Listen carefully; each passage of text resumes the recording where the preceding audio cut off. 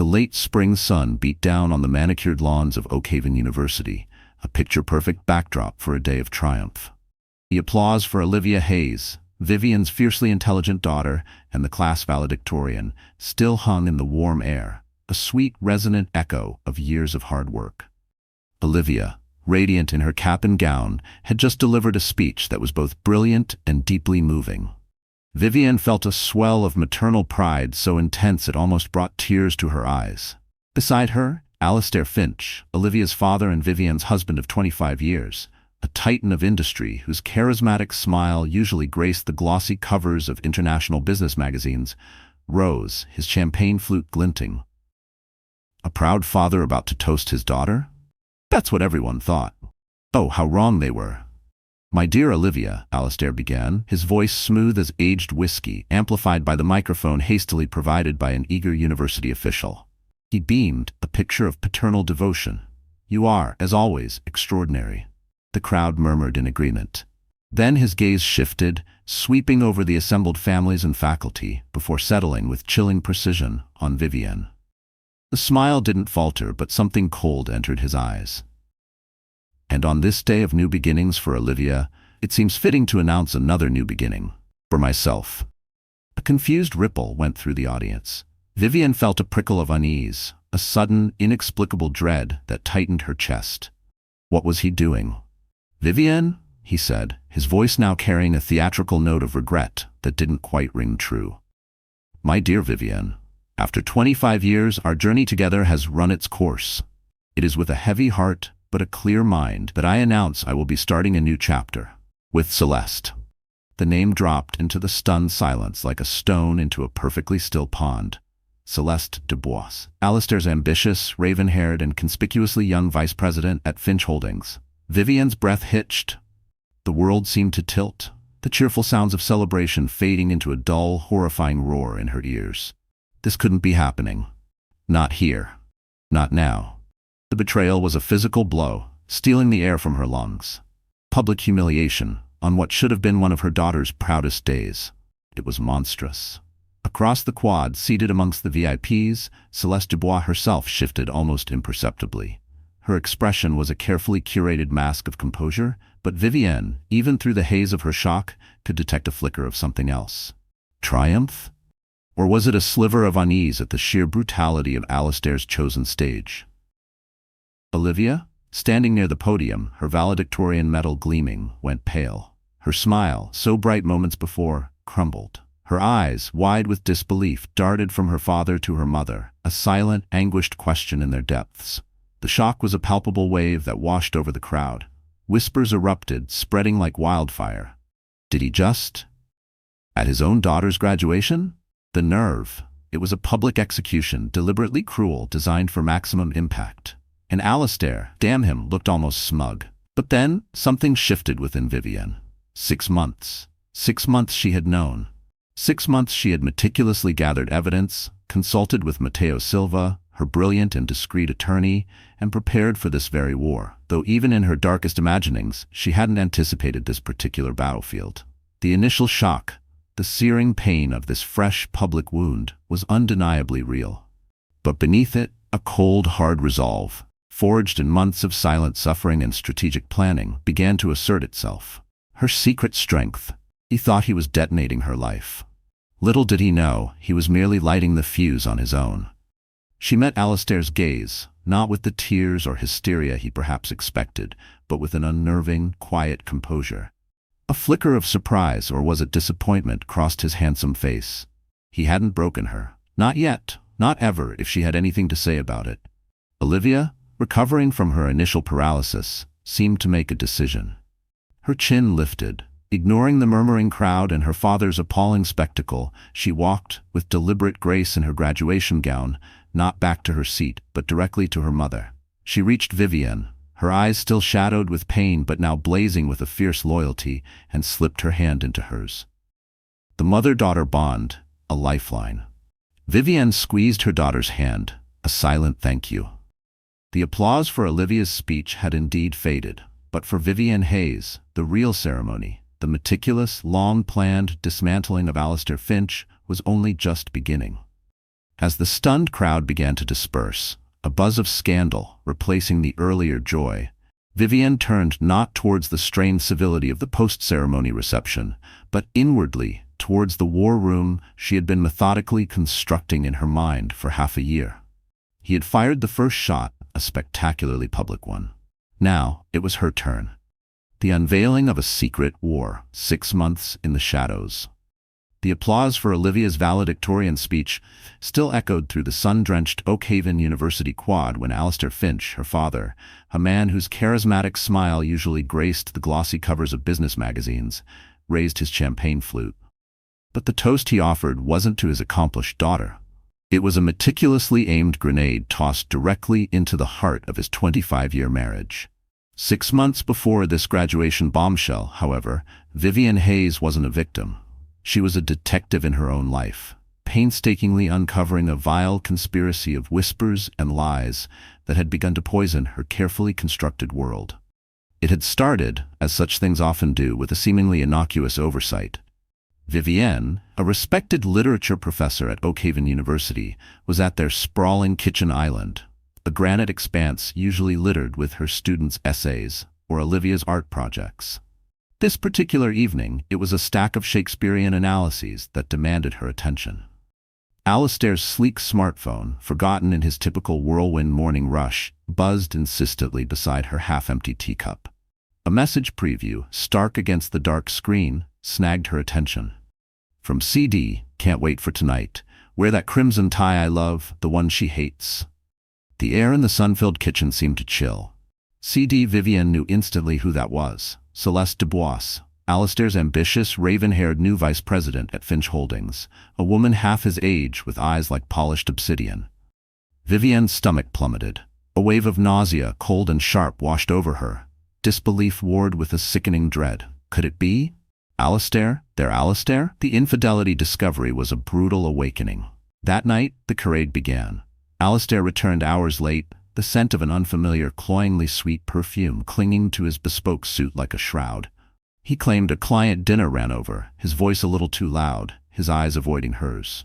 Vivienne, watching him with newly sharpened senses, every nerve ending alive to the subtle shifts in his demeanor, asked casually as she stirred risotto, "How's Celeste settling in at Finch Holdings, darling?" A flicker. Almost imperceptible, but there. Alistair's slight hesitation before the overly enthusiastic, "Oh, Dubois." Brilliantly, a real asset to the team, sharp as a tack. The lie, plump and obscene, hung heavy in the air between them, suffocating the comfortable rhythm of their shared kitchen. The risotto suddenly tasted like ash. The emotional toll was immediate. The next morning, the taste of betrayal still bitter on her tongue, Vivienne called Matteo Silva. Matteo wasn't just her oldest friend's exceptionally bright son whom she'd watched grow up. He was now a notoriously sharp, take-no-prisoners divorce attorney at Silva and Associates, a rising star renowned for navigating the murky waters of high-stakes marital dissolutions with a cool head and devastating precision. Their strategic planning began that day. They met at the Quiet Nook, a discreet, ivy-covered cafe far from their usual social orbits. A place where secrets could be whispered over lukewarm lattes. Vivienne, her voice trembling despite her efforts to remain composed, recounted the damning message, the alien perfume, the hollow ring of Alistair's lies. Matteo listened, his intelligent eyes usually sparkling with a youthful humor, hardening with a pragmatic resolve that belied his years. There was an initial shock. He'd known the Finches his whole life, looked up to Alistair. But it was quickly superseded by professional steel. "Vivienne," Matteo said, his hand covering hers where it lay trembling on the cool marble tabletop. "We hope for the best, but darling, we prepare for the absolute worst. Tell me about your prenuptial agreement, the one your father practically forced down Alistair's throat all those years ago." "Ah, the prenup. A relic from a more innocent time, insisted upon by Vivienne's shrewd, wealthy father. It was ironclad, containing a strict, non-negotiable infidelity clause. If adultery was proven, the cheating spouse would forfeit all claims to Vivienne's substantial premarital assets, including Oakhaven Manor, her ancestral home, and it would significantly, devastatingly, impact the division of any jointly acquired ones. Alistair, Vivienne recalled with a pang, had signed it with visible reluctance all those years ago. dismissing it as an archaic formality, a sop to an overprotective father. He had no idea of the power it held. He truly had no idea. Matteo, ever the strategist, emphasized the critical need for meticulous documentation. We need irrefutable proof, Vivienne. Rock solid, not just of the affair itself, but any potential financial misdeeds.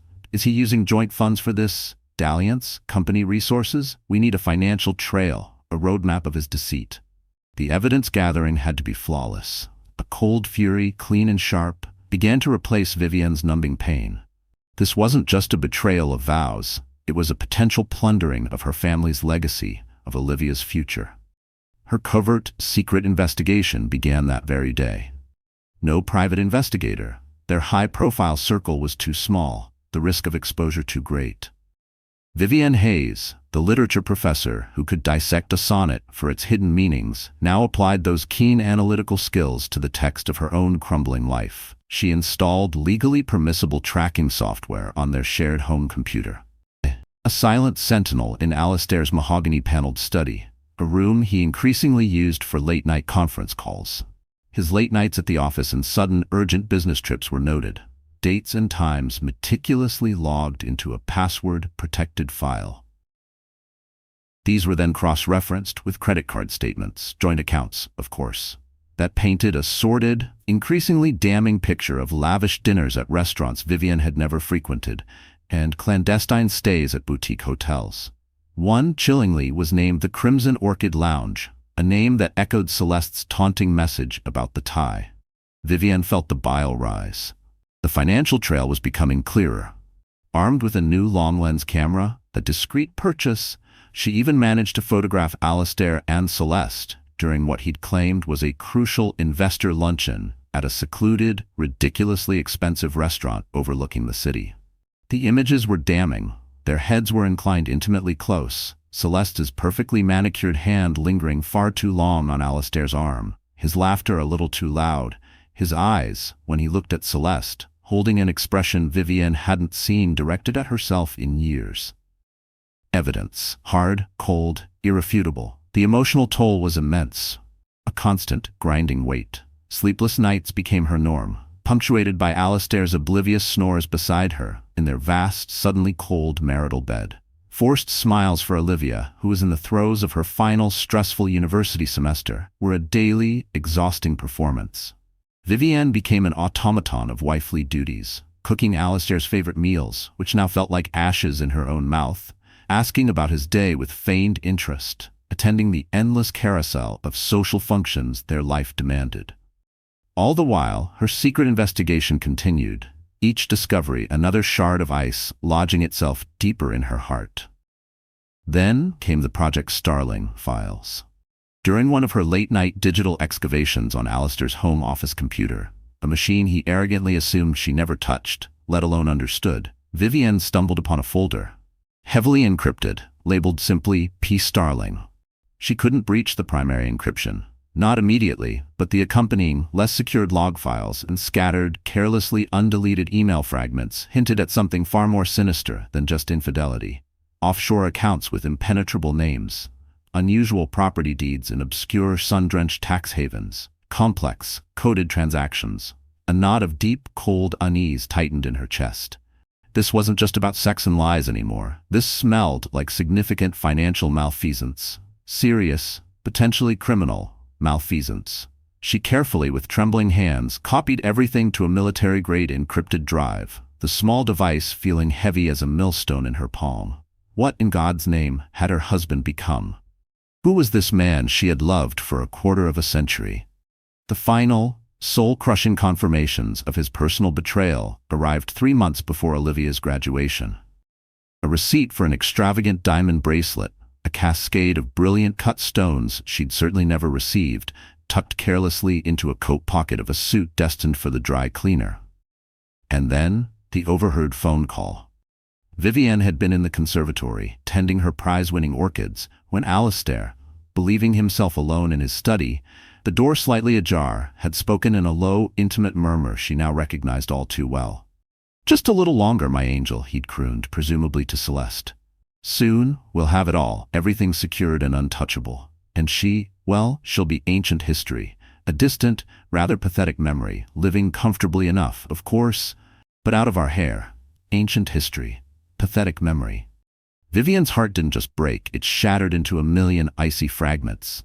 But as those glittering razor-sharp pieces settled, something new, something unexpectedly formidable, formed in their place. A resolve as hard and brilliant as the diamonds Alistair had purchased for his mistress. The grief was a raw, gaping wound, a constant throb. But beneath it, the cold fury coalesced into a diamond-edged plan. She immediately called Matteo, her voice devoid of tears, chillingly level, dangerously calm. "Matteo," she said, the word a shard of ice itself, "it's confirmed, beyond any shadow of a doubt. He's getting reckless, positively arrogant. It's time to activate everything. Every contingency we discussed. He has absolutely no idea what's about to hit him." With the final piece of damning evidence in hand, a hotel confirmation for a supposed financial conference in another city that was, in fact, a local tryst at the Crimson Orchid Lounge scheduled for the week before graduation, Vivienne didn't just grieve. She strategized. The graduation was approaching, a day she'd once dreamed of with such maternal pride. Now, it would be the unwitting stage for Act 1 of Alistair Finch's spectacular downfall. Even if he, in his smug self-absorption, didn't realize he was the tragic hero, or rather villain, of this particular drama. Her pain was a living entity, a constant ache in her chest, but her plan was already in motion, a silent, inexorable countdown to the moment he'd light the match to his own funeral pyre. The morning after, swift justice, silent strike. While Alistair Finch nursed what was likely a champagne-induced hangover, perhaps even preening in the anticipated chaos and whispered admiration from certain circles for his audacious graduation day bombshell, Vivienne Hayes was executing a financial coup with the cool, surgical precision of a seasoned general. There would be no tearful recriminations, no pleading phone calls from her. Oh no. The time for tears was over. The time for action, meticulously planned over 6 agonizing months, had arrived. At precisely 9 a.m., the day after Olivia's graduation, as the city's financial district buzzed with the burgeoning scandal of Alistair Finch's public marital implosion, Vivienne, looking every inch the composed, formidable woman she had become, walked into the imposing marble lobby of Viridian Trust Bank. She was dressed not in morning black, but in a sharply tailored power suit the color of tempered steel. Beside her, equally composed and carrying a slim leather briefcase, was Matteo Silva. The air of quiet determination around them was palpable. Their appointment was with Mr. Abernathy, the bank's senior vice president, a man who had managed Vivienne's substantial inherited family accounts kept strictly separate from Alistair's more volatile financial dealings, for over 2 decades. Mr. Abernathy, a pillar of discretion and old-world banking ethics, greeted Vivienne with grave sympathy, having already heard the scandalous rumors. Within 30 minutes, guided by Matteo's precise legal instructions and armed with the undeniable authority of the prenuptial agreement's clauses regarding separate property, Vivienne had initiated a comprehensive financial freeze on all jointly held accounts. Furthermore, she secured her significant inherited assets, moving them into newly established trusts, shielded from any potential retaliatory claims Alistair might attempt. Asset protection, Phase 1, complete. Her financial lifelines were now hers and hers alone. Their next stop, an hour later, was the gleaming skyscraper headquarters of Finch Holdings. Victor Cromwell, the company's chairman and Alistair's longtime business partner and mentor, a man of considerable influence and stern integrity, had agreed to an urgent, off-the-books meeting. Cromwell, a portly man with a usually jovial demeanor, looked somber as Vivienne and Matteo were ushered into his vast, art-filled office. He, too, had heard the news of Alistair's shocking public display. "Vivienne, my dear," he began, his voice heavy with concern, "I am so profoundly sorry for what you endured yesterday. Alistair's behavior was inexplicable, unconscionable." "Thank you, Victor," Vivienne replied, her voice calm and steady. "But I am not here for condolences. I am here because Alistair's indiscretions, and I'm afraid his potential illegalities, now directly threaten the reputation and stability of Finch Holdings." Matteo then stepped forward, opening his briefcase. With methodical precision, he laid out a curated selection of the evidence Vivienne had so painstakingly gathered.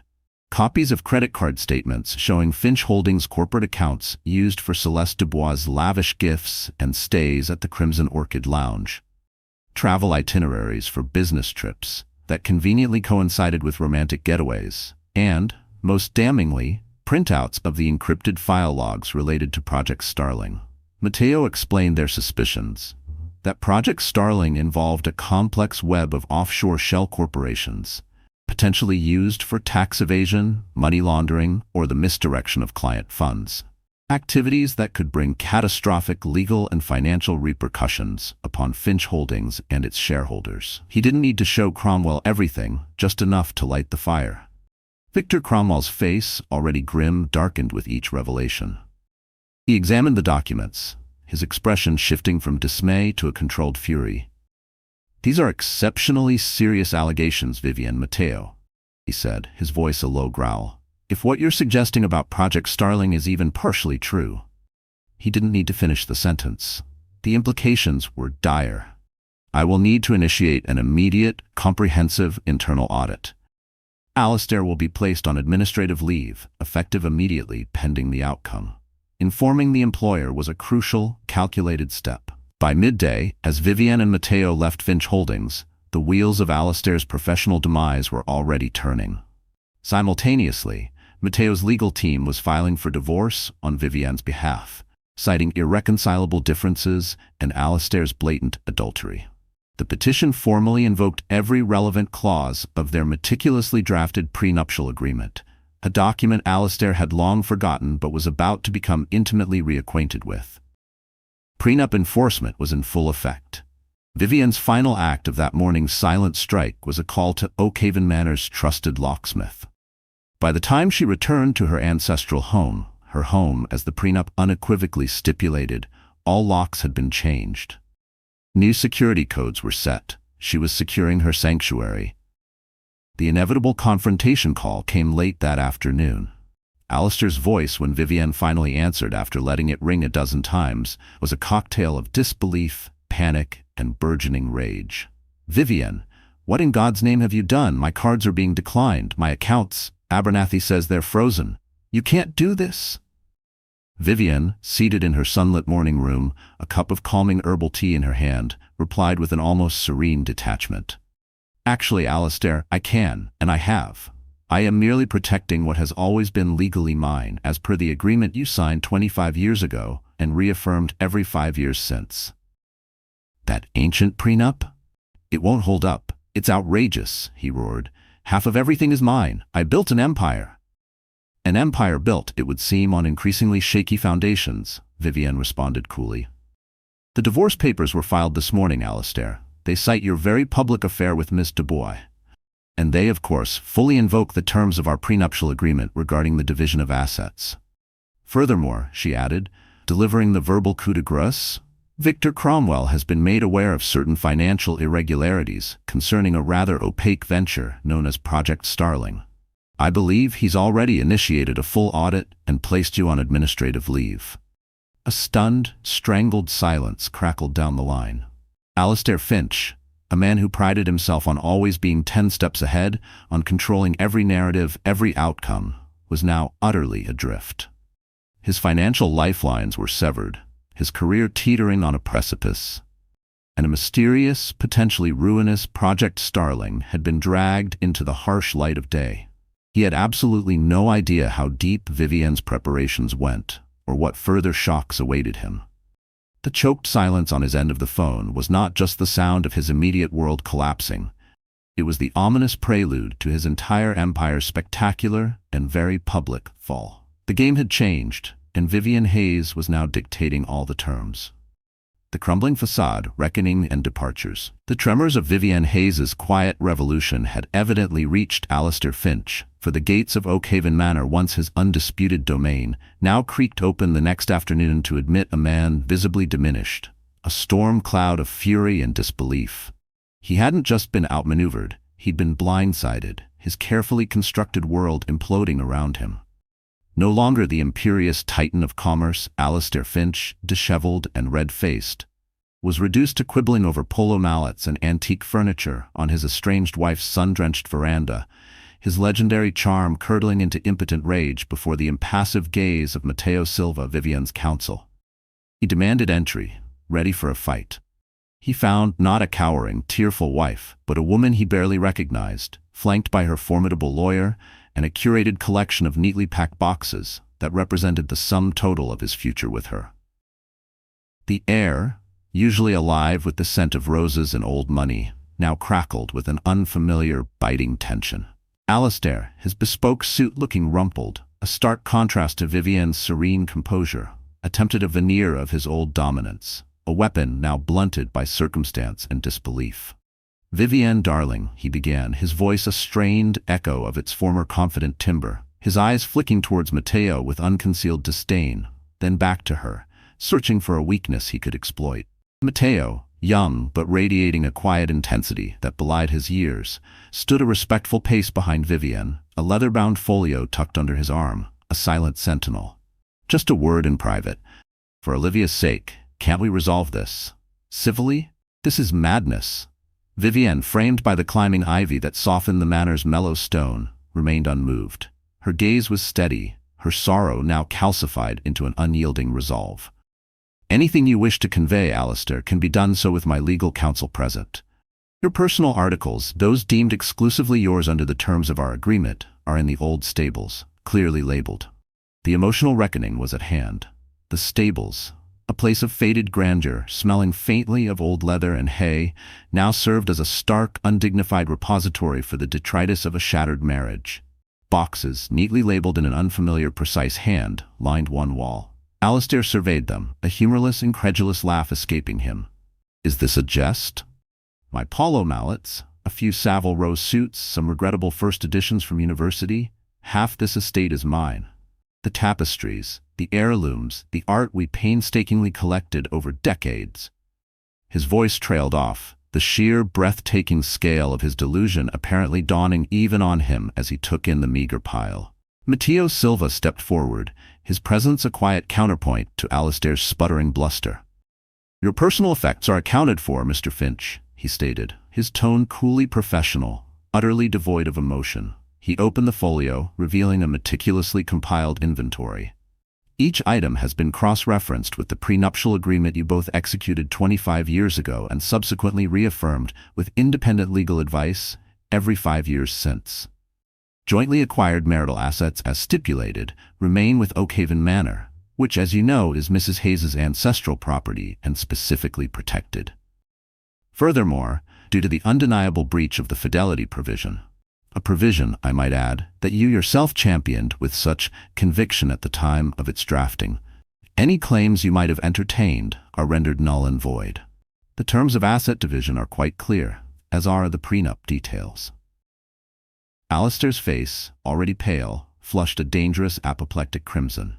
"That prenuptial agreement was coerced, signed under duress. It's an ancient document. No tribunal, no judge in their right mind will honor such a thing after all these years." It was a desperate, hollow roar, the sound of a drowning man grasping at straws. Matteo, unfazed, simply turned a page in his folio, tapping a manicured finger on a highlighted paragraph. "On the contrary, Mr. Finch, it was reviewed and formally reattested by you, in written form, at 5-year intervals, precisely as per the original terms designed to ensure its continued validity and enforceability. Your own esteemed legal team at the time advised you on this very point. The last such reattestation occurred precisely 3 years prior. We have, of course, your signature appended, witnessed, and notarized." He gestured to a highlighted section. The legal standing was irrefutable, a fortress Vivienne had unknowingly built around herself decades ago. A new kind of panic, raw and visceral, flickered in Alistair's eyes, replacing the theatrical outrage. He began to rummage through the nearest boxes, his movements jerky, frantic, utterly beneath the dignity he usually projected. "Where is it?"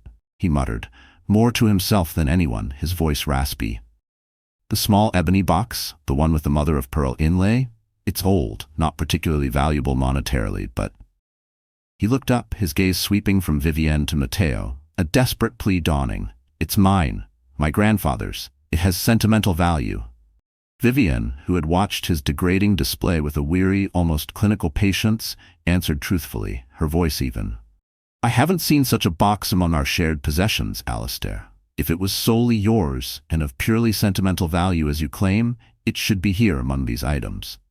A tiny, almost imperceptible smile touched Matteo Silva's lips, a fleeting expression that Alistair, in his escalating agitation, completely missed. The ebony box containing the meticulously kept damning ledgers for the now infamous Project Starling was, in fact, safely secured elsewhere, a crucial piece of evidence Matteo's investigative team had quietly retrieved weeks ago during their due diligence. This confrontation was about far more than just marital assets. It was about the exposure of a rot that went to the core of Alistair Finch. Defeated in his frantic search, Alistair rounded on Vivienne again, his voice thick with accusation, spitting venom. You've done this. You've deliberately poisoned Victor Cromwell against me, ruined my career. You're trying to destroy me. Your professional reputation, Alistair, is entirely of your own making, your own choices, Vivienne stated, her voice devoid of malice, merely stating an unpalatable fact.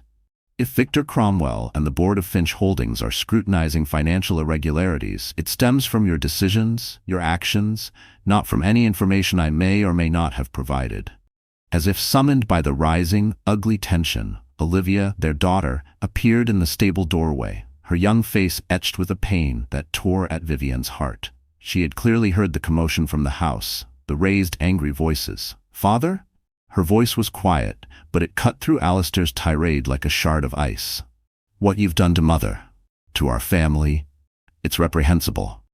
She walked towards them, her gaze fixed on Alistair, her youthful features set in a mask of disillusionment.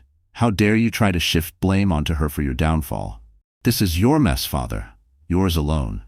Alistair, momentarily stunned by his daughter's unexpected appearance and swift cutting condemnation, attempted to regain control, his tone shifting to one of wounded, manipulative paternalism. "Olivia, my sweet girl, your mother she's overreacting, being utterly dramatic, vindictive even, determined to ruin me for one small mistake." Olivia flinched as if struck. Her voice, when she spoke, trembled with a mixture of profound sorrow and burgeoning anger. "She's the most resilient, the strongest, most honorable person I know," she declared, moving to stand resolute beside Vivienne, a small, powerful gesture of unwavering daughter's support. "You're the one who shattered everything. You destroyed our trust, our family, her dignity. I need distance, Father, a great deal of it." She turned her back on him then, slipping her arm protectively through Vivienne's. The silent, absolute condemnation from his only child seemed to wound Alistair more deeply than any legal pronouncement or financial restriction. Just then, as if on cue for maximum dramatic effect, a sleek, low-slung sports car, tires crunching on the gravel drive, pulled up. Celeste Dubois, Alistair's much younger, exquisitely dressed mistress, emerged, sunglasses perched on her perfectly coiffed hair. Her timing, as always, was disastrously theatrical. She hurried towards the stables, an expression of feigned, wide-eyed concern plastered on her beautiful face.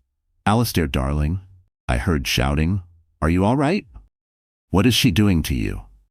Matteo Silva intercepted her before she could reach them, his demeanor polite but glacial, an immovable object. "Madam, this is private property. You are, in fact, trespassing. If you interfere in this delicate legal matter, you could face significant legal repercussions yourself." Celeste's eyes darted from Matteo's implacable face to Alistair's diminished, disheveled state, then to the united, unbreakable front of Vivienne and Olivia. The steely resolve she saw there, coupled with the clear, unassailable legal standing being asserted, was enough. A flicker of doubt, perhaps even dawning fear, and a hint of her own precarious future, crossed her features. The mistress's retreat was swift and entirely undignified. She muttered a hasty, insincere apology and practically fled back to her ostentatious car, leaving Alistair to face his reckoning alone. The fight seemed to drain out of Alistair then, completely and utterly. Defeated, he began to sullenly load his few, pitiful boxes into a nondescript hired car. A stark, humiliating contrast to the gleaming luxury company vehicle, complete with driver, that had presumably been repossessed along with his expense accounts. Each box seemed to weigh him down further, a tangible burden of his fallen empire, a monument to his greed and folly. As he stood by the open boot, a final, desperate surge of bitterness coursed through him. He turned to Vivienne, his face a mask of raw, impotent resentment. "This is far from concluded, Vivienne," he spat, the final threat laced with a pathetic, hollow venom. "You will rue this day. I shall rebuild, I always do, and you'll be naught but a lonely, embittered old woman rattling around in this hollow, empty shell of a house." Vivienne met his gaze, her own quiet and remarkably steady. "My only regret, Alistair," she replied, her voice carrying a profound, weary sadness rather than any hint of triumph, "is that the man I once cherished, the man I married and built a life with, became someone capable of such profound betrayal and wanton cruelty. The rest," she gestured vaguely towards the boxes, the departing rental car, the ruins of his life, "is merely administrative. Paperwork." He stared at her for a long, silent moment, perhaps searching for a flicker of the woman he had known, the woman he had so carelessly discarded, or perhaps seeing, for the very first time, the formidable stranger he had unwittingly created. Then, without another word, he slid into the driver's seat and drove away. A mere ghost of his former powerful self, leaving Oakhaven Manor and the life he had so arrogantly forfeited far behind. The confrontation was over, but the true extent of the fallout from Project Starling and Alistair's myriad financial machinations was only just beginning to surface, promising further complexities and undoubtedly more headlines for all involved. Rebirth from the ashes, a new mission. A phoenix rises. The dust from Alistair Finch's ignominious departure from Oakhaven Manor had barely settled, and the ink on the dissolution papers that formally severed their lives was still fresh.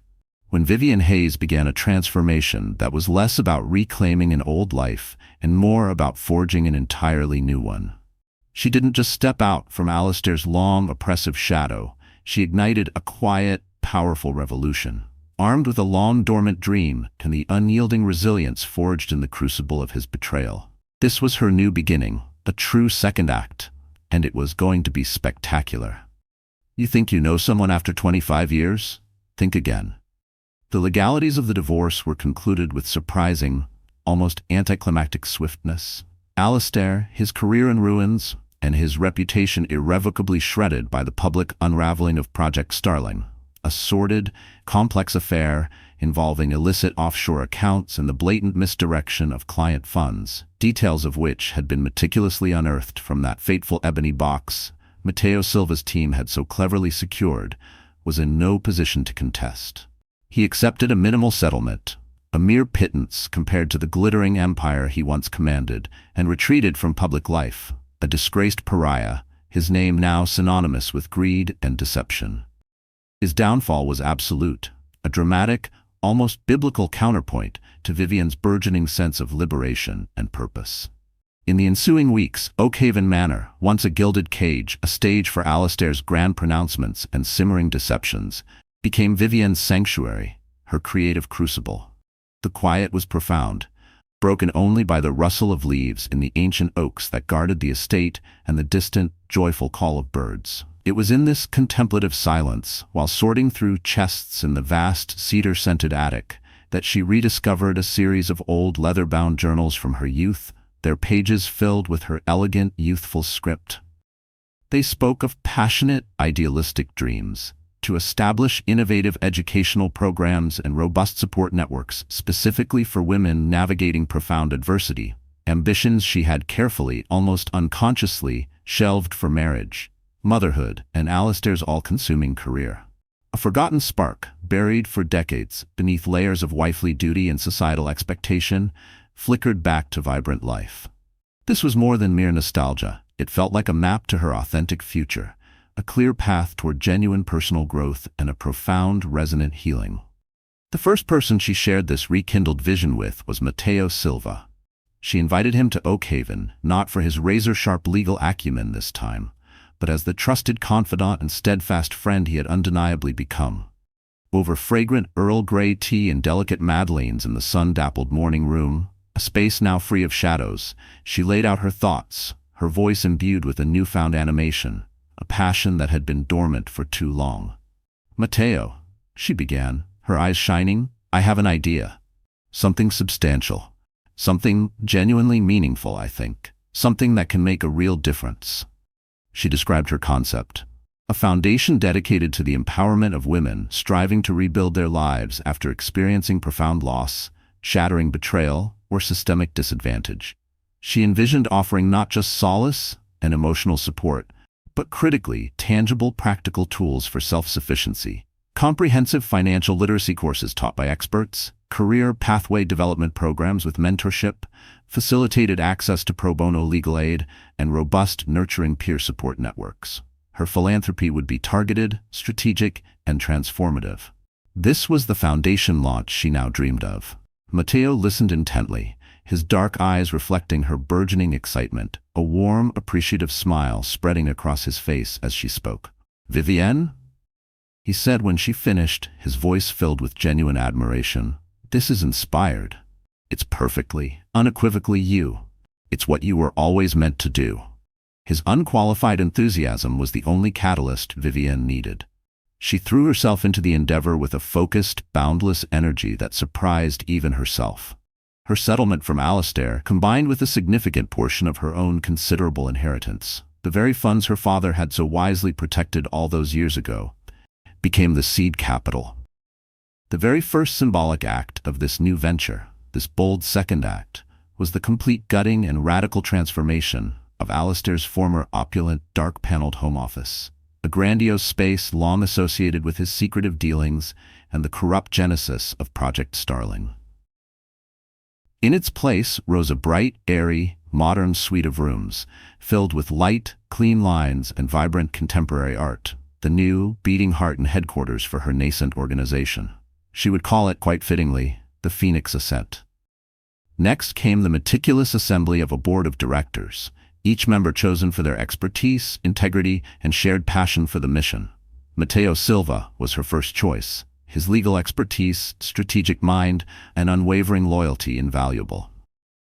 She then approached Professor Alara Ashworth, Olivia's distinguished former university mentor, a renowned sociologist specializing in gender studies and innovative social policy, a woman whose wisdom Vivienne deeply respected. For financial oversight and ethical investment strategies, Victor Cromwell, who had developed a deep and genuine admiration for Vivienne's strength and integrity following the Finch Holdings debacle, discreetly recommended Mr. Silas Thorne, a compassionate and highly principled financial advisor known for his quiet philanthropy and astute financial acumen. And to Vivienne's immense pride and joy, Olivia Hayes eagerly joined as a youth ambassador and board liaison, her youthful passion, articulate voice, and fresh perspective bringing a vital contemporary energy to the Foundation's mission and outreach. The work of establishing the Phoenix Ascent was all-consuming, demanding every ounce of her intellect and energy, yet it was also profoundly, unexpectedly healing. Vivienne found herself immersed in a world of shared stories, quiet courage, and indomitable human spirit. She personally interviewed countless women, listening with an empathetic ear and an open heart to their diverse narratives of betrayal, loss, systemic barriers, and incredible, awe-inspiring resilience. These first-hand accounts, these raw, honest stories, became the bedrock upon which the Foundation's programs were meticulously designed and continually refined, ensuring they addressed real-world needs with practical, impactful, and dignifying solutions. A fire she hadn't realized had been extinguished for years now burned brightly within her, a fierce, steady flame of purpose. This was more than a project. It was her calling. Several months into the Foundation's rapidly expanding operations, during a quarterly board meeting held in the new sunlit conference room at Oakhaven, Professor Ashworth presented an intriguing item under new business, a note of genuine wonder in her usually composed voice. "We've received an anonymous, and I must say, extraordinarily substantial donation," she announced, a ripple of surprise going around the table. It was channeled through a discreet Zurich bank, utterly untraceable, which is quite unusual for a gift of this magnitude. There was no formal letter, no fanfare, only a small typewritten card accompanying the wire transfer. She passed the simple, elegant card to Vivienne. It read simply in unadorned sans-serif type, "For those who learn to fly again." Vivienne's eyes met Matteo's across the polished mahogany table. A silent, knowing look, charged with unspoken possibilities, passed between them. Could this mysterious anonymous donor be someone connected to the far-reaching, shadowy tendrils of Project Starling? Perhaps a former associate of Alistair, now burdened by conscience, seeking to make some form of indirect, untraceable restitution? Or maybe even a client he had wronged, now wishing to channel their recovered funds towards a worthy, transformative cause. The mystery of the anonymous donor and their cryptic, poignant message lingered, adding another intriguing layer to the Foundation's nascent, powerful mythology. The ensuing months saw the Phoenix Ascent gain significant traction and public acclaim. Word of its practical, compassionate, and empowering approach spread like wildfire, and soon dozens, then hundreds, of women were benefiting from its diverse programs, visibly transformed, their futures brightened. Vivienne, though initially hesitant to step into the glaring public eye after her recent experiences, found herself becoming a surprisingly powerful, articulate, and sought-after advocate. She began accepting select speaking engagements, sharing her own story, always veiled with discretion to protect her privacy, but with its core themes of betrayal, resilience, and radical rebirth resonating deeply and inspiringly with audiences far and wide. Her journey from a quietly suffering, systematically undermined wife to a dynamic, visionary leader was an undeniable inspiration in itself. As autumn painted Oakhaven's magnificent grounds in breathtaking hues of gold, crimson, and russet, the Foundation was abuzz with preparations for its most ambitious undertaking yet, the inaugural fundraising gala. The venue chosen was the Aurelian Hall, one of the city's most prestigious and historically elegant ballrooms, its crystal chandeliers and gilded architecture the perfect setting for an evening of hope and celebration. Vivienne found herself poring over guest lists, seating charts, and program details, a delightful flutter of nervous excitement in her chest. This gala preparation was for an event that was to be far more than just a party or a standard fundraising event. It was to be a bold, unequivocal public declaration of her new life, her new, unshakable mission. She was no longer Vivienne Hayes, Alistair Finch's discarded wife, a footnote in his biography. She was Vivienne Hayes, founder and president of the Phoenix Ascent, a leader, a survivor, a phoenix truly, magnificently risen from the ashes, ready to take flight and illuminate the way for others before the entire world. The anticipation for the evening was immense, a culmination of a year of intense personal and professional transformation, and a brilliant, shining beacon for the future she was now so actively, joyfully, and powerfully shaping. The gala, a ghost's fury, a queen's stand. The Aurelian Hall shimmered, a breathtaking symphony of crystal, candlelight, and claret roses, a testament to Vivienne Hayes' vision and the burgeoning success of the Phoenix Ascent.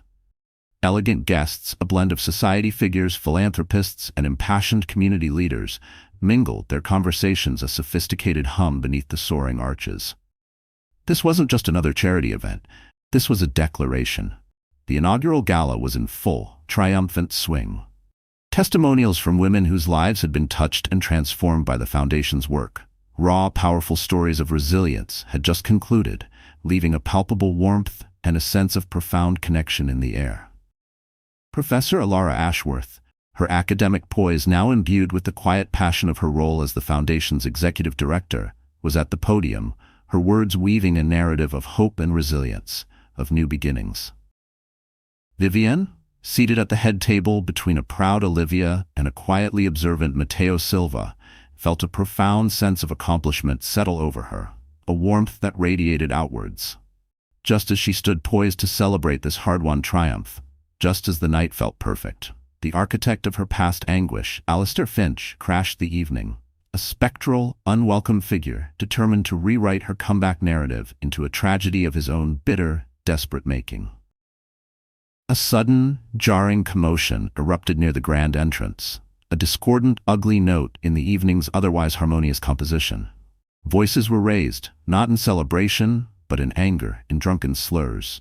Alistair Finch, his usually immaculate bespoke attire rumpled and stained, his face flushed with alcohol and a deep, resentful fury, was engaged in a belligerent, undignified argument with the discreet but firm security personnel. "I don't need a blasted invitation," he bellowed, his voice, raw and slurring, carrying with shocking clarity across the suddenly hushed ballroom.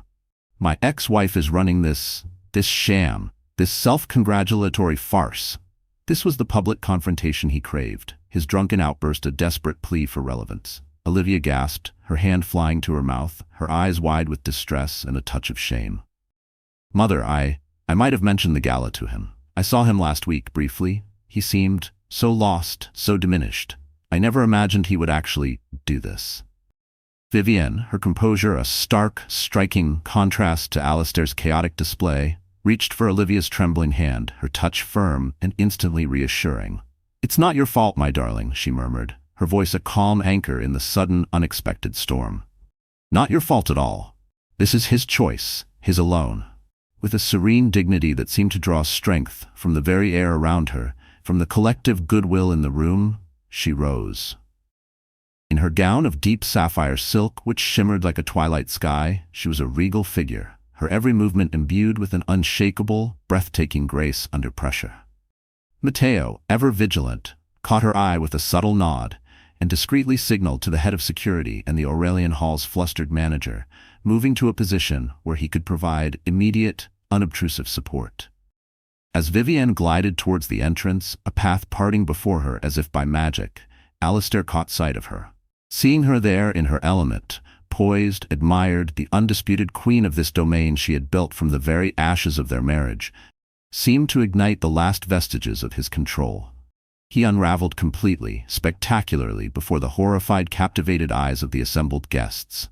Well, look-y you," he sneered, his voice a vicious, trembling lash loud enough for everyone to hear, his accusations flying like poisoned darts. "Saint Vivienne, savior of broken women, did you remember to tell all these fine, gullible people how you systematically, ruthlessly destroyed me? How you took everything I dedicated my entire life to building? The opulent ballroom, moments before alive with the sophisticated chatter and the clinking of champagne glasses, fell into a shocked, profound silence. The string quartet, mid-phrase, faltered, their music dying in a mournful, awkward scrape of bows. Every head turned, every eye fixed on the unfolding, uncomfortable drama. Alistair, emboldened by the sudden, absolute spotlight, albeit one of infamy, escalated his accusations, his voice thick with self-pity and a potent, desperate malice. "She waited, you know," he spat, jabbing a shaking, unsteady finger in Vivienne's direction. "Waited for one supposed misstep, just one, and then, with the cold, calculated malice of a viper, demolished 25 years of our life.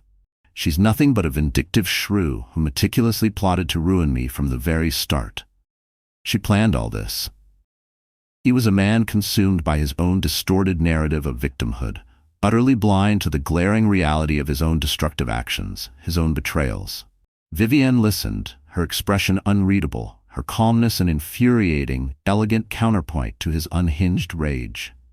She allowed his tirade to spew forth, to fill the silence, to expose itself in its raw, unvarnished, pathetic ugliness. Unseen by Alistair in his drunken haze, but noted by a few observant guests near the periphery, including a now visibly uncomfortable Olivia, Celeste Dubois stood partially concealed by a massive marble column adorned with cascading orchids. She was not with Alistair. Her presence there was a surprise in itself. Her face, usually a mask of carefully constructed, almost predatory glamour, was etched with a complex, unreadable, almost regretful expression as she watched the man she had once idolized. The man for whom she had risked her own reputation, self-destruct in the most public and humiliating manner imaginable. Celeste's presence, her silent, unexpected appearance, added another poignant layer of unspoken history, a ghost of Alistair's more recent, more tawdry betrayals, to the charged, crackling atmosphere. She seemed to shrink further into the shadows, a silent testament to the widespread wreckage Alistair had so carelessly left in his wake. When Alistair finally paused, his chest heaving, his face contorted with a mixture of rage and self-loathing, Vivienne spoke. Her voice, though not raised, was clear and steady, imbued with an undeniable, quiet authority that cut through the tense silence of the ballroom like a crystal chime. "Alistair," she began, her tone measured, devoid of anger but undeniably firm, "you are correct about one single thing. The Phoenix Ascent was indeed born from the ashes of our marriage." She paused, letting her words settle, letting the weight of them fill the room. "But it wasn't one mistake, as you so dramatically and inaccurately claim. It was a calculated, systematic deception, spanning at least 6 months, if not longer. It was the gross misuse of corporate funds, the blatant financial malfeasance we now know constituted the entirety of Project Starling. And, Alistair, her voice dropped slightly, yet seemed to gain intensity. It was the deliberate, unspeakably cruel public humiliation you chose to inflict upon me, and more unforgivably upon our beloved daughter at Olivia's university graduation ceremony.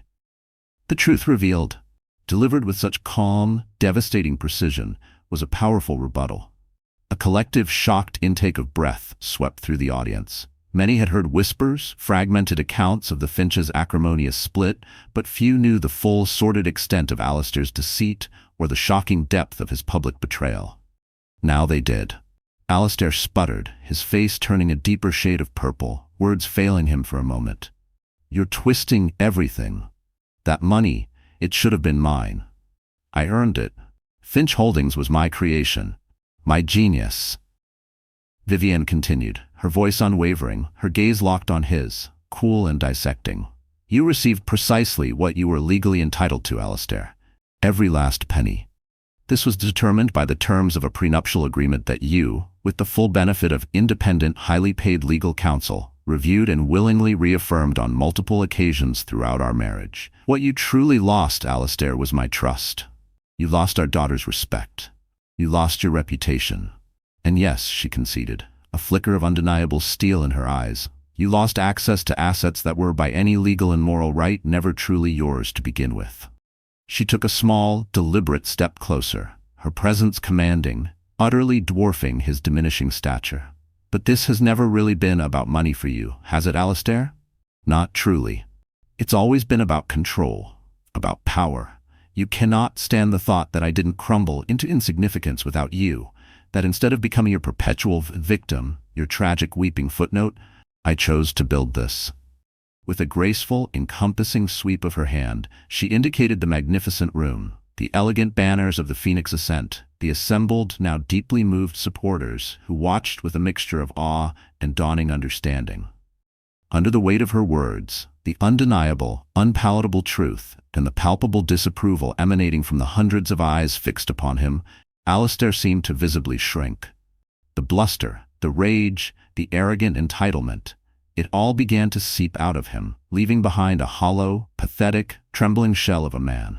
He looked around wildly, his unfocused eyes darting from face to face, desperately searching for any sign of sympathy, any ally in his self-made martyrdom. He found none. Only condemnation, cool pity, or hastily averted gazes met his desperate, increasingly frantic search. His voice, when he spoke again, was suddenly small, stripped of its earlier venom, reedy, almost a whimper. You moved on so easily, so quickly. Like we, meant nothing." Vivienne's response was softer now, her tone tinged with a residual, weary sadness for the man he once might have been, the man she had loved, but no less firm in its quiet conviction. "Not easily, Alistair, and certainly not quickly. I grieved the end of our marriage. I grieved the loss of the man I once believed you to be, more deeply and for longer than you can possibly imagine. But I refused, absolutely refused, to allow your choices, your betrayals, to define the remainder of my future." "The Phoenix Ascent," she declared, her voice resonating with a renewed, clear strength that filled the room, "is about that refusal, for myself and for every woman in this room tonight, and for countless others out there, who has faced her own crucible and chosen, against all odds, to rise." The security guards, guided by a subtle, almost imperceptible gesture from Matteo and the now composed hotel manager, moved forward again. This time, they gently but firmly took Alistair's arms. He offered no resistance. All the fight, all the bluster had gone out of him. As he was led away, a deflated, pitiable, profoundly diminished figure, he looked back at Vivienne one last time. A flicker of something unreadable. Defeat? Bewilderment? Perhaps even a dawning, painful regret shadowed his bloodshot, haunted eyes. "You really are something else entirely without me," he muttered, the words barely audible, addressed more to himself, a ghost lamenting his own profound obsolescence, than to her. Vivienne didn't reply. She simply watched him go, her posture erect, her dignity an impenetrable, luminous shield. The silence that descended upon the Aurelian Hall after Alistair's ignominious exit was profound, heavy, lasting for several long heartbeats. Then, from the back of the room, one person began to clap. A hesitant, solitary sound. Another joined, then another, and another. Within moments, the entire ballroom erupted in a thunderous, sustained, standing ovation. It was not for the uncomfortable, ugly drama they had just witnessed, but for Vivienne Hayes, for her extraordinary grace under pressure, her quiet, unyielding strength, and the powerful, unvarnished truth she had so courageously, so eloquently spoken. The applause washed over her, a wave of profound support and heartfelt admiration, affirming not just her personal hard-won victory, but the collective power of resilience she now so powerfully and inspiringly championed. The unbreakable spirit, a future forged in fire, a legacy of light. The thunderous applause that followed Alistair Finch's ignominious retreat from the Aurelian Hall eventually subsided, leaving a charged, almost reverent silence in its wake. The shattered shards of his public meltdown had been metaphorically swept away by the sheer force of Vivienne's quiet dignity, the lingering tension replaced by an electric current of profound admiration and shared strength. What remained was not the image of a victim, nor even just a survivor, but that of a victor, Vivienne Hayes, whose voice, now unburdened and resonant with authentic power, was clearly ready to ignite 1,000 more fires of hope. Her journey, it was now stunningly clear, was a testament to the unbreakable spirit. Visibly moved by the overwhelming wave of support, Vivienne approached the podium.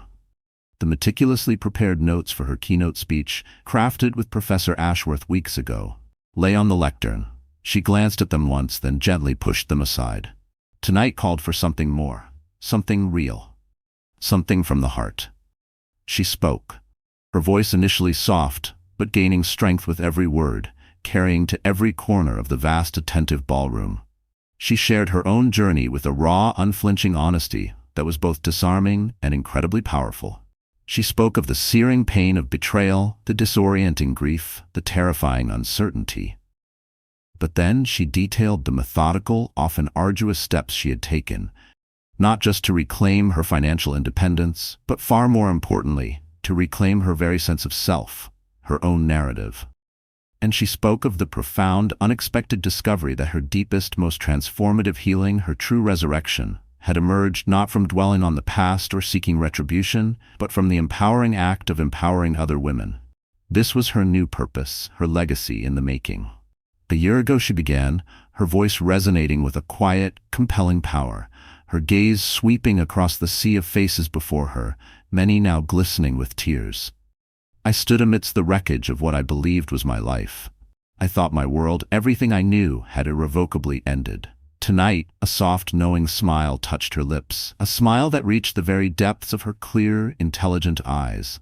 Looking out at all of you, at the incredible, humbling support for the Phoenix Ascent, I see with absolute clarity that it was merely the violent, necessary, and ultimately liberating birth of a new one. The Phoenix Ascent, she continued, her voice gaining strength and a lyrical quality, wasn't built in spite of the ashes of my former life, but directly from them, with the very embers of that fire. Her empowerment speech, unplanned yet perfect, held the room spellbound. She spoke of resilience not as an effortless state, not as an absence of scars or a denial of pain, but as the unwavering courage to wear those scars, not as brands of shame or symbols of victimhood, but as intricate, hard-won maps charting a path to a stronger, wiser, more authentic self. Each challenge overcome, she suggested, was a contour line on that map, leading to higher ground. The impact on the audience was profound, almost tangible. Her vulnerability, far from being a weakness, became a conduit for deep connection, her strength a quiet, unboastful beacon. As she concluded her impromptu, heartfelt speech, the response was immediate and overwhelming. The fundraising success of the evening, already considerable, skyrocketed. Donations poured in. Pledges were made with a heartfelt enthusiasm that transcended mere social obligation, a testament to the resonant power of her story and the vital, palpable mission of the Phoenix Ascent. Later, as the formal part of the gala concluded and guests began to mingle once more, their conversations now softer, more reflective, countless women and indeed many men approached Vivienne. Tears welled in their eyes as they shared their own hushed stories of loss, of struggle, of resilience, finding solace, inspiration, and a renewed sense of hope in her candor, her strength, and her extraordinary transformation. The healing in the room was palpable, a shared experience, Olivia, her eyes shining with unshed tears of pride and profound love, embraced her mother fiercely. "Mother, you were magnificent. Truly. Beyond words. He didn't break you. He inadvertently made you legendary. He has absolutely no idea what he truly unleashed tonight." Later, during a quieter moment as the gala wound down, the last of the guests departing with smiles and renewed hope, Mateo Silva, his usual professional composure softened by a rare, visible display of emotion in his dark, intelligent eyes, raised a glass of champagne in a quiet, heartfelt toast to her. "To Vivienne Hayes," he said, his voice filled with a deep, unwavering admiration. "A woman who doesn't just rise from ashes, she commands them to build empires of hope, true empires." Much later that evening, alone in the quiet, luxurious sanctuary of her hotel suite at the Aurelian, a small, well-deserved indulgence after the emotional crescendo of the night, Vivienne found herself in deep, peaceful reflection. The stark, almost poetic symmetry of Alistair's cruel, public humiliation of her at Olivia's graduation and his own self-inflicted, profoundly public degradation at her gala was not lost on her. Yet, remarkably, there was no malice in her thoughts, no satisfying tang of revenge, only a quiet, almost detached understanding of the painful journeys they had both undertaken, the harsh lessons learned, and the divergent paths now irrevocably and thankfully set between them. She caught her reflection in the grand, antique cheval mirror. The woman looking back was not the stunned, heartbroken wife from Oakhaven Manor who had felt her world collapsing just over a year ago. This woman stood taller, her shoulders straighter, her eyes clear and bright, radiating a serene confidence, a quiet power. Her new purpose, her true purpose, was sharply defined now, no longer by her relationship to a man or a painful past, but by her own vision, her own strength, her own indomitable, unbreakable spirit. Her phone chimed softly with an incoming text message. It was from Olivia. "Good night, Mother. I love you more than words can say. You didn't just find your future tonight. You are the future for so many women. Thank you for being you." A genuine, peaceful smile illuminated Vivienne's face. The work of the Phoenix Ascent, its true, far-reaching potential, its future, was only just beginning. Alistair had once uttered the devastating words, "I'm leaving you," believing they would be her utter annihilation, her end. Instead, Vivienne now understood with profound, liberating clarity, those words had been the unlikely, agonizingly painful key that had unlocked the formidable, dormant power, the unbreakable spirit, residing deep within Vivienne Hayes. As she prepared for bed, a small, unexpected object on the polished mahogany nightstand caught her eye. It was an exquisitely carved wooden phoenix, its wings unfurled as if in mid-flight, crafted from a dark, rich, almost luminous wood that seemed to glow faintly in the soft lamplight of the suite. It hadn't been there when she checked in. There was no card, no note. A thoughtful, anonymous gift from an admiring guest who had been moved by her speech. Or perhaps it was a silent, symbolic acknowledgement from the mysterious benefactor of the Zurich Bank, the one who had understood so deeply the significance of learning to fly again. A quiet nod to her true, triumphant flight and the enduring legacy of light she was now so clearly, so powerfully building. Vivienne picked up the small, smooth carving, its unexpected warmth seeping into her palm. She turned out the light, the city's distant, muted hum, a comforting lullaby. In the darkness, she felt not the aching absence of what had been lost, but the luminous, empowering presence of all that had been found within herself and all that was yet to be created. Her truest empowerment, her most enduring victory, she realized with a sense of deep, abiding peace, wasn't rooted in Alistair's downfall, but in her own determined, radiant ascent, and most importantly, in her newfound joyous ability to light the way for countless others, helping them discover their own wings and soar into their own brilliant futures. Dear friend, sometimes life delivers its cruelest blows in the brightest of places. But what defines us is not the pain we endure. It's the strength we summon afterward. Vivienne didn't collapse when the world watched her being torn apart. She stood tall, with quiet grace and a heart sharpened by betrayal. The Stoics teach us that suffering isn't our enemy, it's our forge. And from that fire we emerge not bitter, but braver. So if you're in a season of silence and strategy, know this. Your moment to rise is coming. And when it does, let the world watch you. Let the pain shape you, but never let it shrink you. If this story moved you, please like, share it with someone who needs it, and don't forget to subscribe for more stories that stir the soul.